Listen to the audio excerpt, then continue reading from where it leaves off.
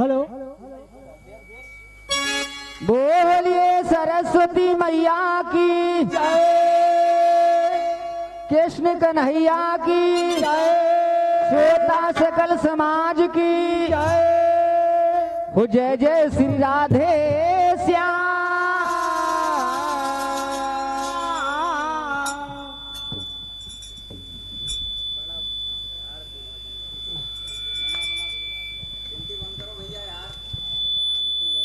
Hello hello hello hello hello hello.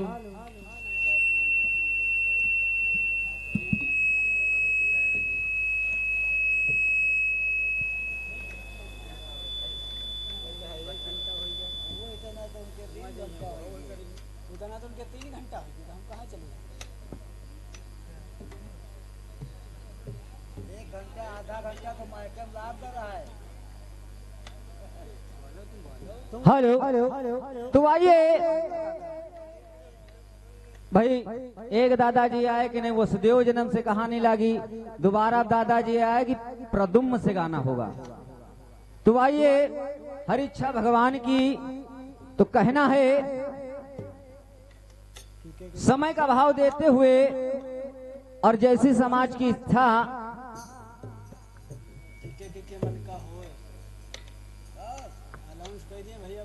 भगवान दुनिया के मन का नहीं कह पाए।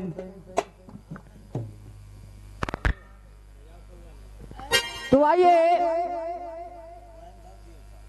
प्रदुम्न की ओर, लेकिन थोड़ा पीछे से लेते हुए कि पिछले जन्म में क्या कारण से जो है भगवान कन्हैया के जो प्रदुम्न हुए, तो कैसे उनका अवतार हुआ कहना है।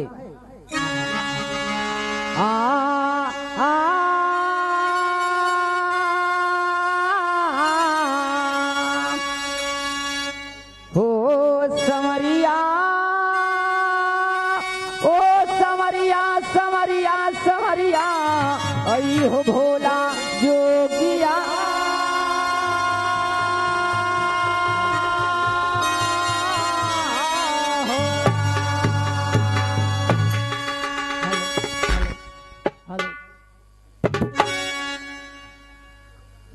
तो कवि ने भाव दिया और कहा है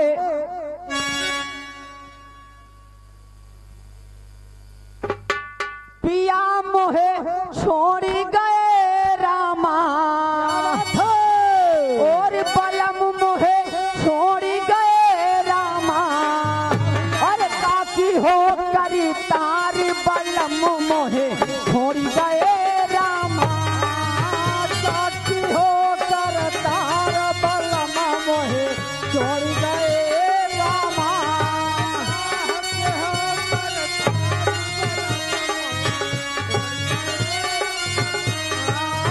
काकी हो कर तार बलम मोहे छोड़ी गए रामा।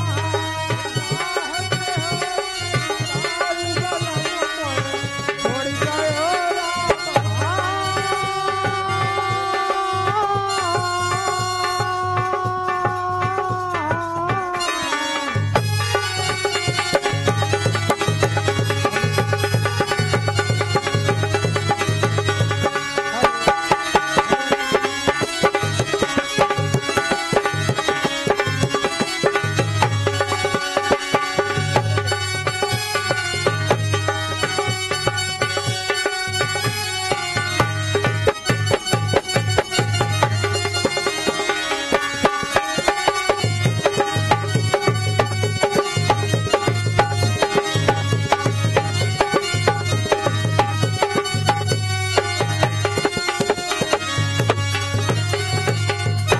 हेलो हेलो भैया आवाज बढ़ाइए थोड़ी। Hello hello hello hello hello hello hello hello. 20 रुपया में और मयाराम भैया जी, आप बबुरहिया निवासी हैं, आपकी ओर से 20 रुपये का दान। बोले भक्त और भगवान की जय। हाँ तो तरका सूर्य भयो और मरैना के हुके मारे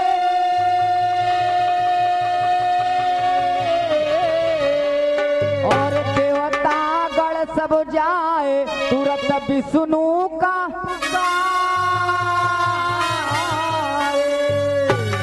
हाथ जोड़ के देवता बोले सुनो विधाता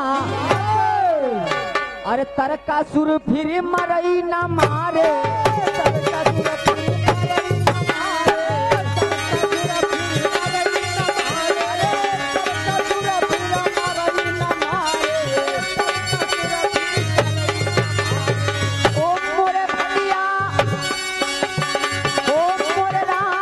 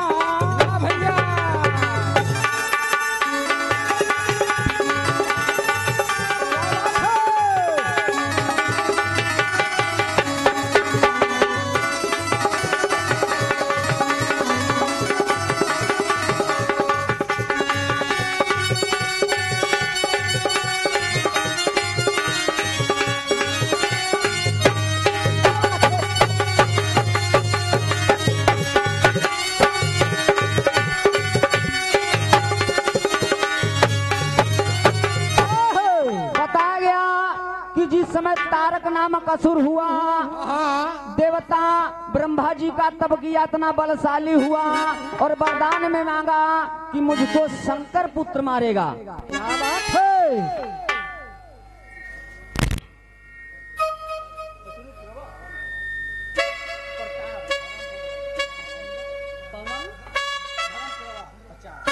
और पवन भैया जी धर्मपुरवा निवासी 50 रुपये का दान है। रामचंद्र भैया और राम प्रकाश भैया धर्रेपुर निवासी हैं 50-50 रुपये का दान है। बोलिए भक्तों भगवान की तो वरदान में मांगा था कि मुझको शंकर यानी भगवान शंकर का पुत्र जो है मेरा वध कर पाए, क्योंकि उस समय पर माँ भवानी जो है दक्ष के यज्ञ में अपने शरीर को त्याग चुकी थी और भगवान भोलेनाथ वट पीपर के नीचे अपनी समाधि लगा चुके थे। उस समय ब्रह्मा जी से तारकासुर ने वर मांगा कि मुझको मारेगा तो शंकर का पुत्र मारेगा, अन्यथा मैं नहीं मरूंगा। तो आप देखिए भगवान विष्णु के पास जब देवता पहुंचे कि तारकासुर किसी के मारे नहीं मर रहा।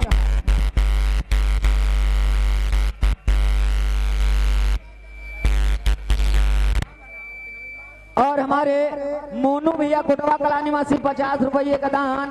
बोले भक्तों भगवान की।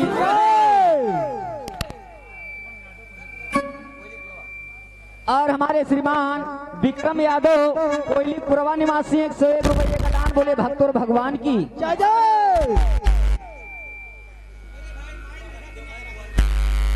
भैया सलाह कैले और मालिक को का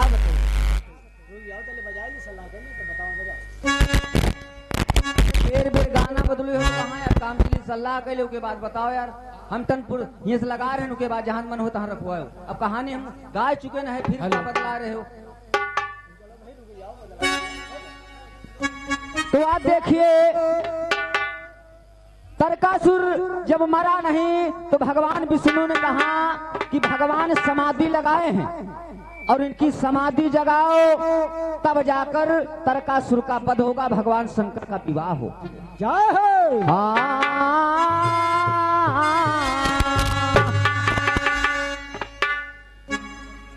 तो बोले कृपा निधान,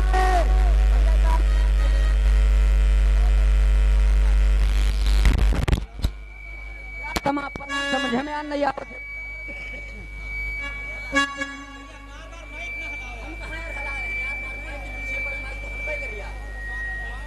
अरे दादा इलेक्ट्रॉनिक वाली ले लियो, वाला ले लियो। Hello hello hello hello hello hello hello hello hello hello आप देखिए, बोले बोले कृपा निधान, अरे तुम्हें हम रहन बताई, और कैसे मरई बलवान युक्ति हम भी अब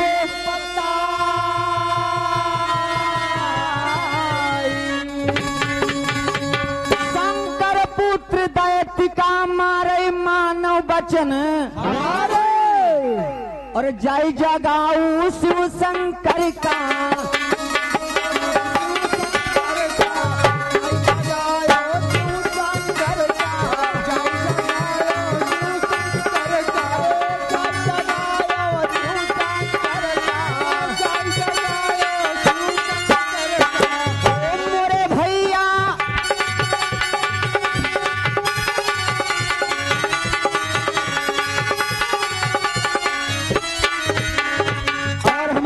आदरणीय अवधेश भैया जी, आप धर्रेपुर निवासी हैं और आपकी ओर से 120 रुपये का दान, और महामाई करे कल्याण वाले भक्त और भगवान की जय हो।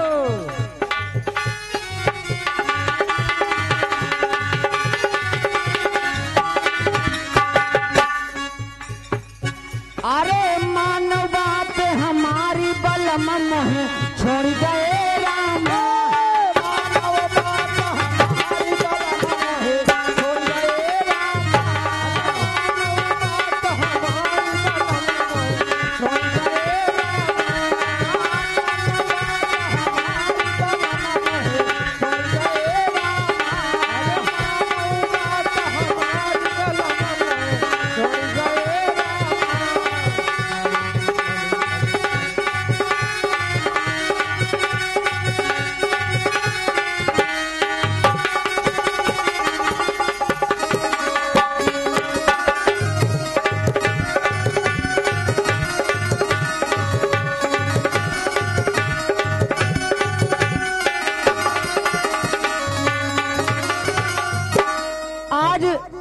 भगवान विष्णु ने कहा कि भगवान भोलेनाथ वट पीपर के नीचे सती दक्ष के यज्ञ में पार्वती जी अपने शरीर को त्याग दिया, उनकी याद में समाधि लगाए हैं। पहले उनकी समाधि जगाओ, फिर उसके बाद में विवाह होगा, तब पुत्र होगा, तब जाके तरकासुर का वध होगा। हाँ, लेकिन आज देवता विचार करते हैं कि आखिर उनको जगाएगा कौन। हाय हाय हाय, तो देवता करें विचार, अरे कोई युक्ति दिए बताई, अरे कैसे टूटे समाधि जतन फिर कहो,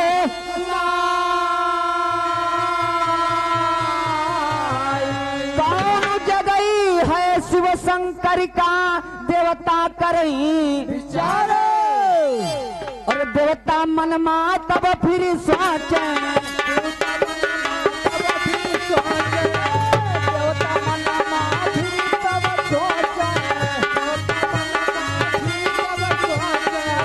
देवता मन मा तब फिर सोचे,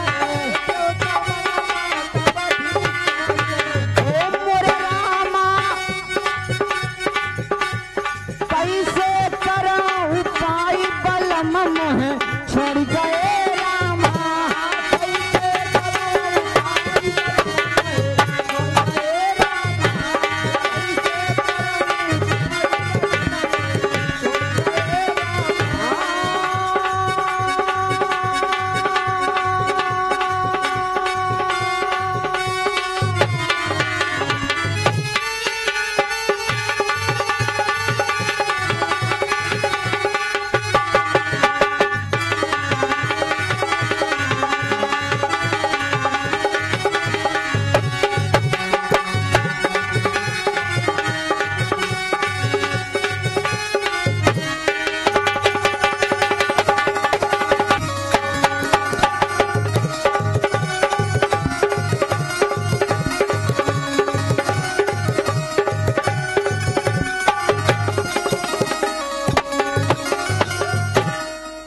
देवता विचार करते हैं कि आखिर भोलेनाथ को जगाएगा कौन।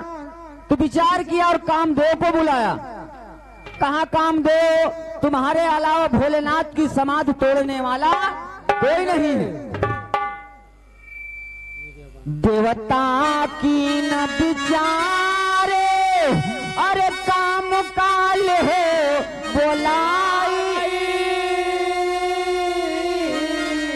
और कामदेव गे आई बचन नई से समझाई।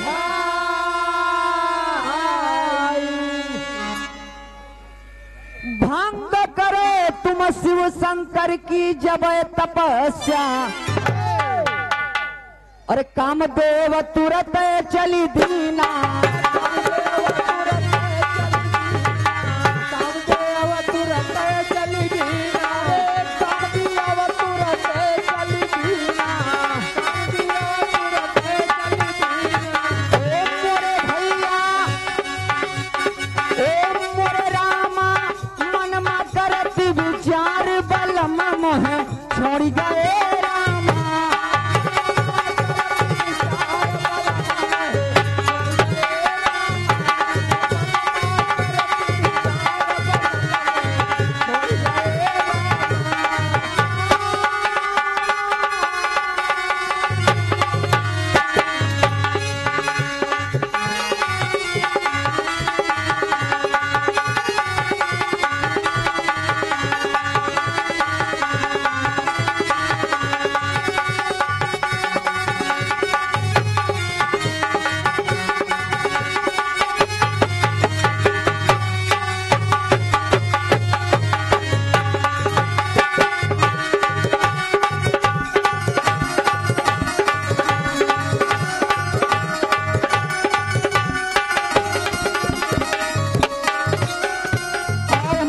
आदरणीय राम दुलारे दादाजी, आप हाजी हर निवासी 101 रुपये का दान।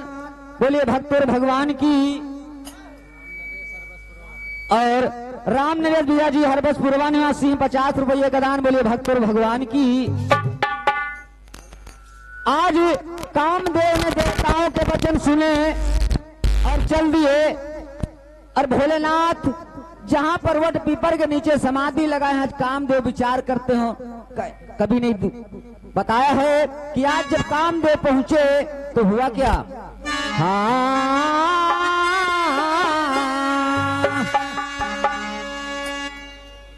कामदेव करत विचारे, अरे शिव शंकर कार है जगाई।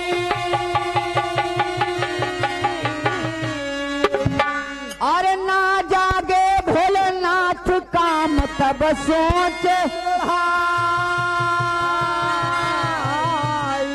अरे 5 बाण जो कामदेव के दिन है तुरंत, अरे जब सवार भय शिव शंकर,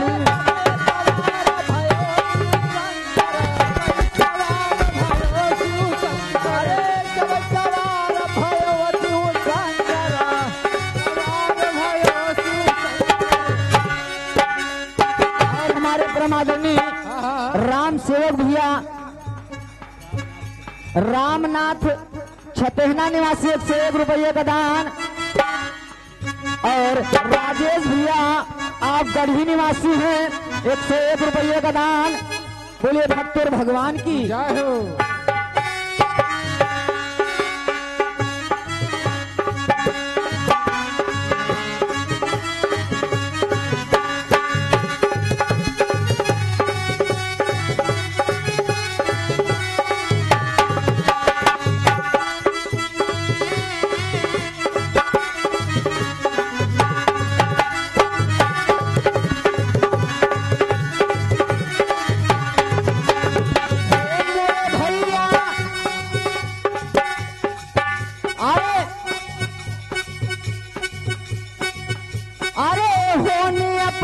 पार पिया मोहि छोड़ गए रामा। पार पिया मोहि छोड़ गए रामा। पार पिया मोहि छोड़ गए रामा।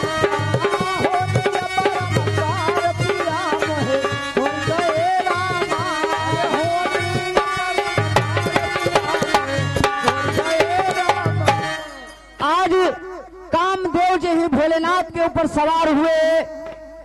सारे पशु पक्षी सब काम में व्याकुल हैं। जो ही काम देव भोलेनाथ के ऊपर सवार हुए तो भोलेनाथ का तीसरा नेत्र खुला, लेकिन हुआ क्या? और हमारे राजू यादव भैया पनवारी कुटी निवासी आपकी ओर से 51 रुपये का दान। बोले भक्त और भगवान की। आज जब भगवान भोलेनाथ के ऊपर कामदेव सवार हुए तो भोलेनाथ का तीसरा नेत्र खुला, लेकिन हुआ क्या? जब है भय सवार शंभु तब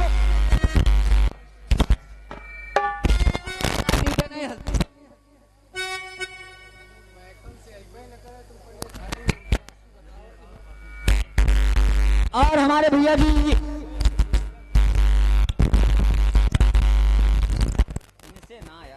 विजय राउत भैया जी, जो कि आप किसान यूनियन के नेताजी हैं, आपकी ओर से 51 रुपये का दान है। बोलिए भक्त और भगवान की। इनका नारियल धरिया। जब है भय सवार अरे शंभु तब क्रोध बढ़ाई।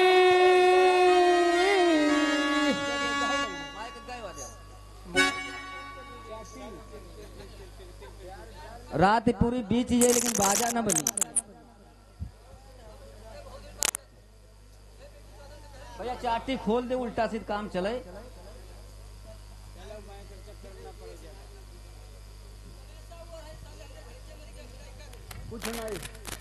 जब है भय सवार शंभु तब क्रोध बढ़ाई। अरे खोले तीसरा नेत्र काम भस्म हुई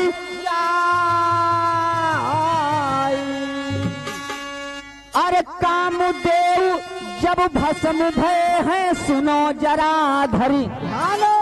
अरे जब पति का मरण भवा है, जब पति का मरण भवा है,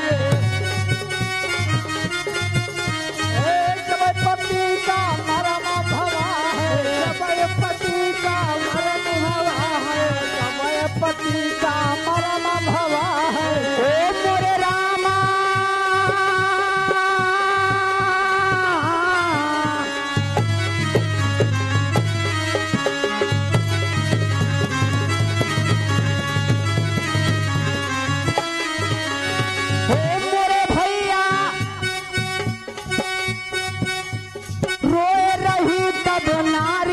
मन है छोड़ गए रामा।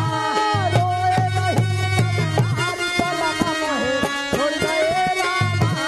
रोए नहीं नारी बल मन है छोड़ गए रामा।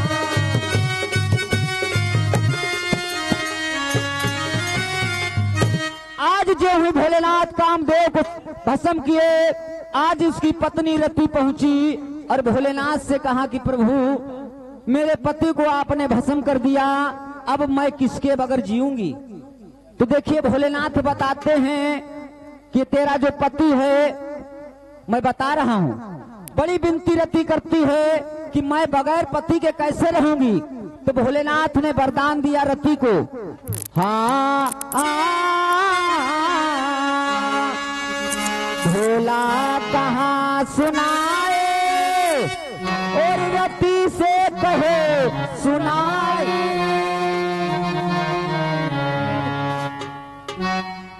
तुम का दिया वरदान रति से बचन सुना।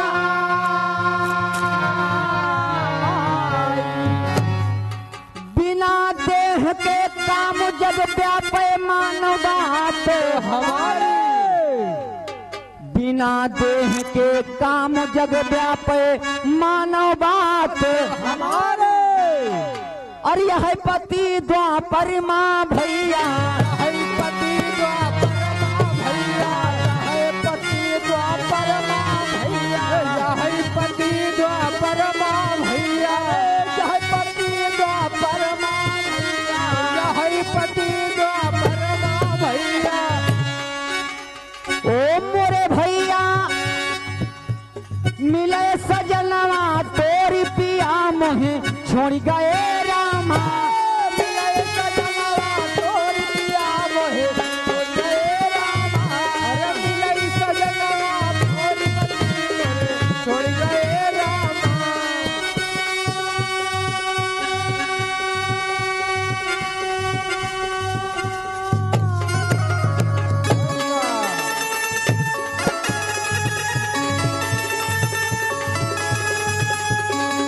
अपनी टाइम देखे रहो।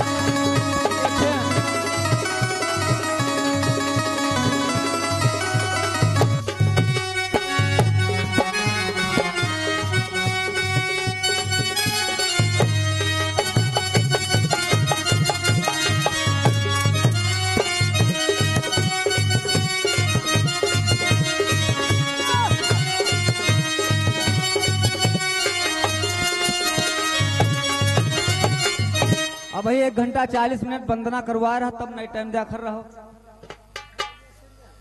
अब भाई भैया हम टाइम देखें 20 मिनट खाली भवा। अब आधा घंटा टाइम है 10 मिनट बाकी 5 मिनट पहले तुम कह दे दिया काहे परेशान। हाँ बनाई तो तुम 12 बजे आओ तब तब किस टाइम छोड़ दिया हम 4 बजे। हाँ हो मोरे रामा हो रामा मोरे। आज भोलेनाथ ने रति को वरदान दिया कि तुम्हारा पति बिगैर शरीर के काम को व्यापेगा, बिगैर देह के, लेकिन यही तुम्हारा पति द्वापर में भगवान कन्हैया का पुत्र होगा। वाह भैया। लेकिन तुम जाओ और इंतजार करो और समरासुर दैत्य के वहां तुम दासी के रूप यानी नौकरी करो, वहां भोजन बनाओ, वहीं पर तुम्हारे पति प्रदुम्न से मुलाकात होगी। लेकिन कभी का अंत भाव है। आज उस कामदेव की राख पड़ी है शरीर की, लेकिन कभी का कहना है आज भोलेनाथ ने वरदान दिया, रति चली गई, लेकिन उधर वहां पर भोलेनाथ के जहां पर कामदेव भस्म हुआ, आज कामदेव की राख पड़ी। लेकिन कवि ने बताया कि उसी कामदेव की राख से एक पुत्र की उत्पत्ति हुई। तो कहना है उसी कामदेव की राख से आज एक पुत्र की उत्पत्ति होती, लेकिन अंत भाव में कहना है हाँ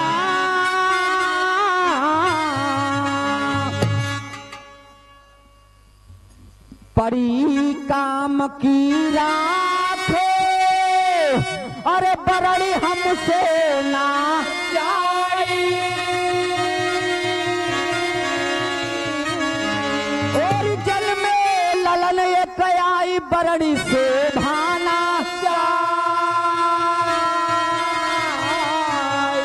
कामदेव की राख जो भैया जल में ललन एक राम नरेश गुरु जी कहते, राम नरेश गुरु जी कहते, राम नरेश गुरु जी कहते, राम नरेश गुरु जी कहते, राम नरेश गुरु जी कहते, गुरु जी कहते, गुरु जी कहते, गुरु जी कहते, गुरु जी कहते। हे मोरे रामा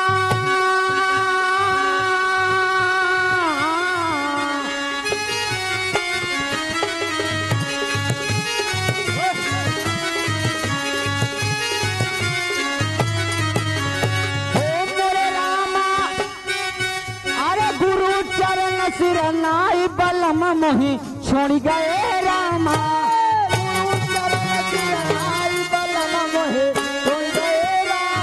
अरे गुरु चरण सिरनाई बलम मोहि छोड़ गए रामा।